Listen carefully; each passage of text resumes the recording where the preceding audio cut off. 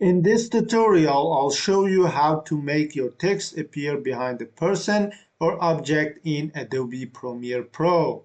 We'll cover two different methods, from a simple technique to a more professional workflow. Let's jump right in. Start by dragging your clip onto the timeline.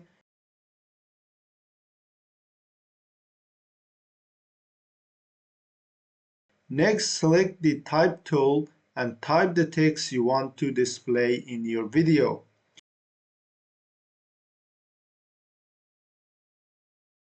After that, double-click the text to select it. In the Properties panel, scroll down to the Fill option and change the color text to white. Now drag the edge of the text layer to match the duration of your video. Then select the Selection tool and resize the text until you're happy with how it looks.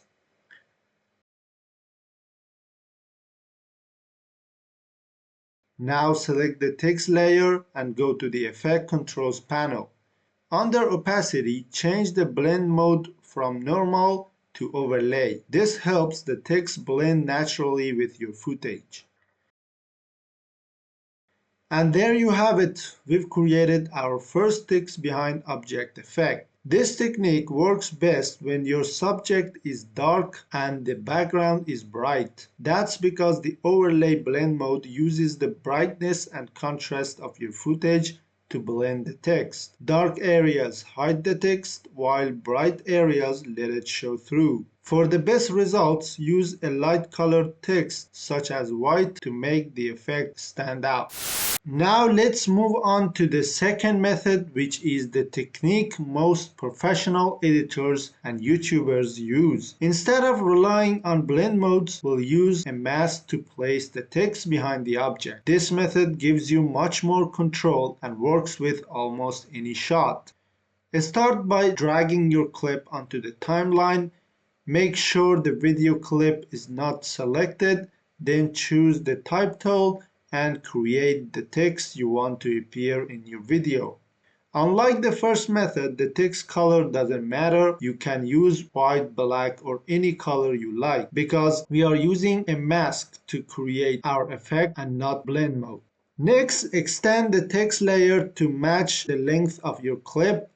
Then increase the text size until it covers a large area of the frame. This helps the text behind object effect stand out much more.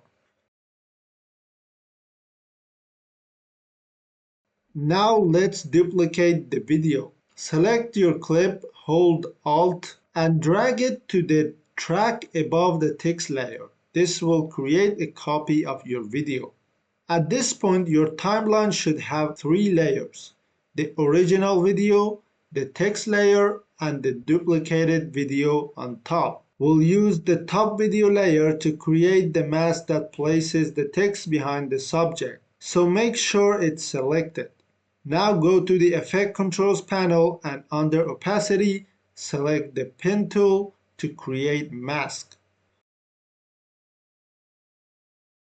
Zoom in on your clip and carefully trace around your subject. The more precise your mask is, the cleaner and more realistic the final result will be.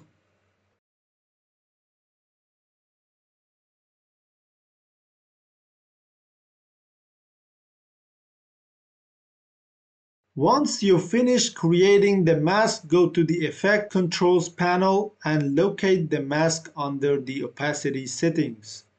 Click the toggle animation icon next to Mask Path to create your first keyframe. Next, click the Track Selected Mask Forward button. Premiere will automatically track the mask throughout your clip and generate the necessary keyframes for you.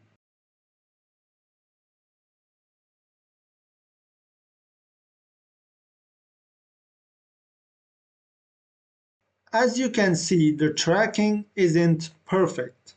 Automatic tracking works well in many cases, but it can lose accuracy when your subject moves quickly, changes direction, or becomes partially hidden.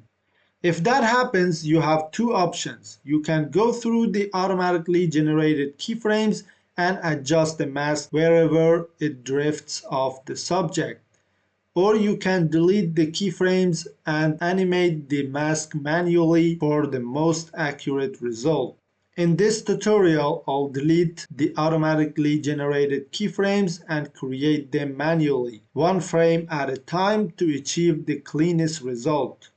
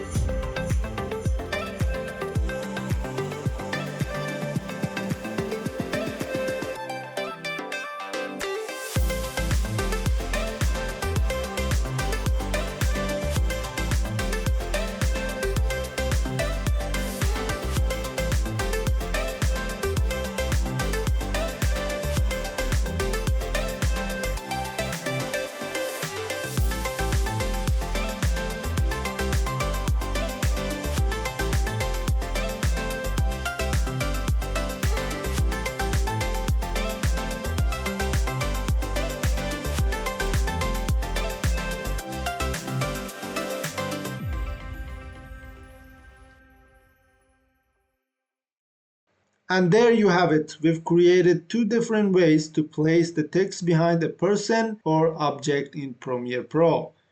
The first method is quick and easy, but it only works well in certain situations. The second method takes more time, but it gives you much better control and a more professional looking result. The quality of the final effect depends on both your masking accuracy and your footage. If your subject moves quickly or has a complex shape, you'll likely need to adjust the mask manually, frame by frame. It takes a little more time, but the extra effort is worth it for a clean, realistic result. On the other hand, if your subject has a cleaner outline and doesn't move too much, you'll get great results with much less work. If you found this tutorial helpful, I'd really appreciate it if you left a like and subscribe to my channel. I upload Premiere Pro tutorials, editing tips, and techniques to help you improve your videos. Thanks for watching, and I'll see you in the next tutorial. Take care.